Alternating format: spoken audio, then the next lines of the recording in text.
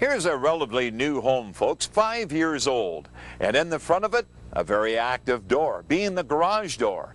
In and out with the automobiles all day long. The children may be in and out with their tricycles and bicycles, or you're in and out with your garden supplies. So it's the most active piece of equipment around the home outside of your vehicle. But what do we do about it? Do we maintain it? Do we even think about it?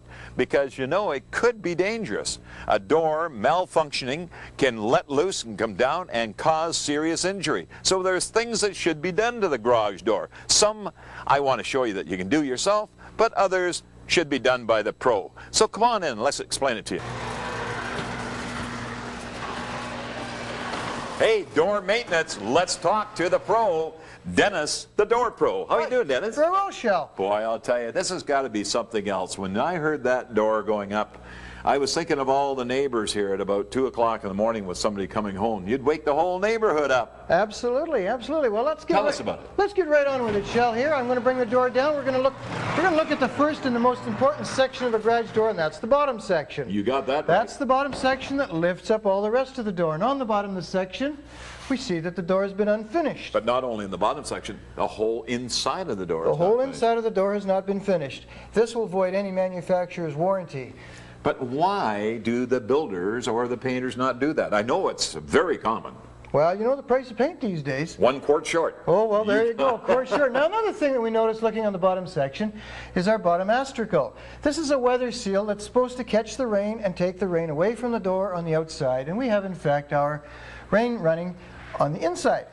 So therefore it's on backwards. It's on backwards. Homeowner would never know that. No, and when it rains on the outside, it comes down, it's caught by the lip of the outside of the rubber, and it brings water directly inside where it's trapped, and of course the water is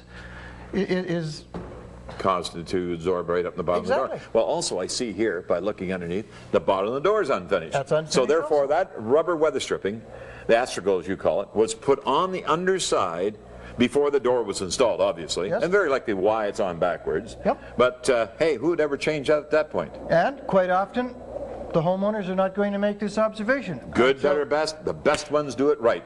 But unfinished weather stripping, what else? Well, let's bring it down a little farther here. I'm going to close the door here. And as you notice, it's very noisy, but we're going to fix that as we go through. We're going to tighten up hinges. We're going to adjust rollers, etc. Here you'll notice that we have loose hinges all over the place, loose nuts and bolts. These are the things the homeowners can do themselves. But yet they mustn't tighten them too much. Not too much. They only need to just slightly snug them up. So therefore, just to the point that they feel tight on the wrench. You could do it with pliers. You wouldn't really need a wrench. Just pliers would be fine. Okay, and what else? I see some light coming through here. Is that, again, because the doors, the hinges are loose? That's because the hinges are loose, and that's fairly normal with a door that is 5 years old. It's very common. So we're going to tighten up that. Also, the rollers. These are steel wheels, and we're no longer using steel wheels in the residential industry now. Steel on steel is very noisy. That's what gets you up at 2 in the morning when you have to go as a shift worker. So we're going to replace some rollers, tighten some hinges.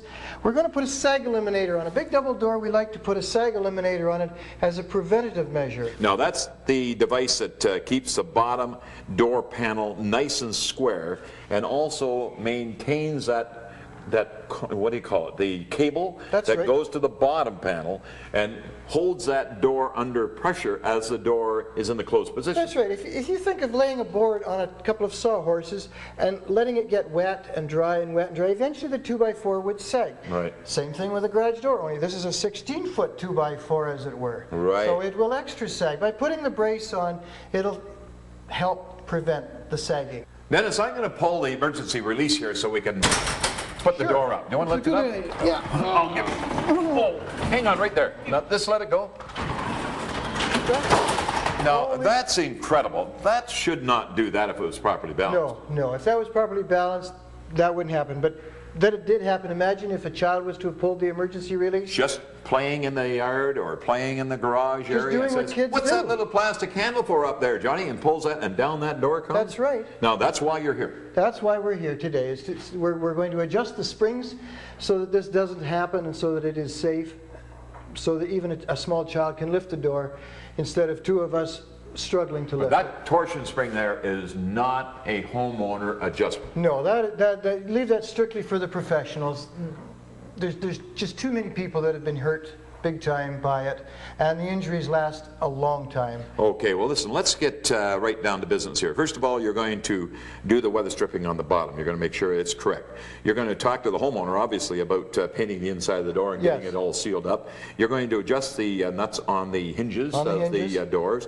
You're going to take a look at the cables, make sure they're not frayed. There's another item, while I interrupt you, Shell, the cables. The cables can be inspected by the homeowner, and if they're found to be frayed, they should be replaced. But again, the cables are under enormous pressure. Absolutely. Well, a 16-foot door, how many pounds pressure would be on that cable? Well, the door itself weighs in excess of 300 pounds, and each cable is carrying half of that. So each cable has got 150 pounds, 175 pounds of lift.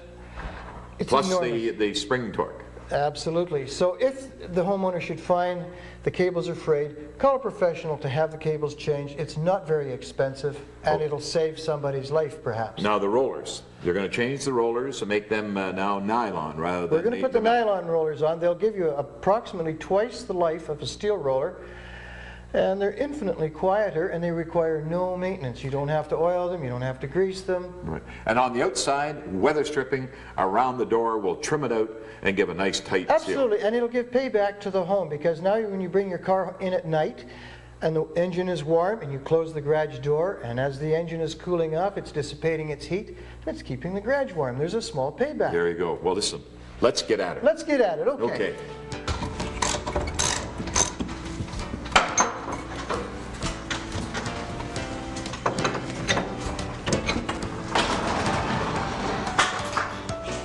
There is a balanced door.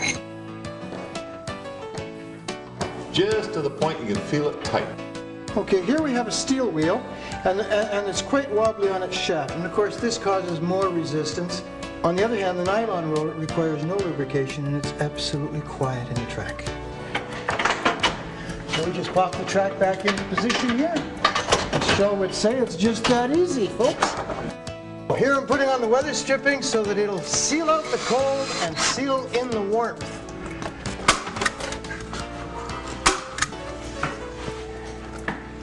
Well, Dennis, you can certainly see where a door pro comes in handy when it comes to adjusting a door. That door is tight now, all the weather stripping and the one on the bottom put on correctly, but all the adjustments that you made, it's pretty obvious that the homeowner can do a lot of it themselves, but it still needs that professional help.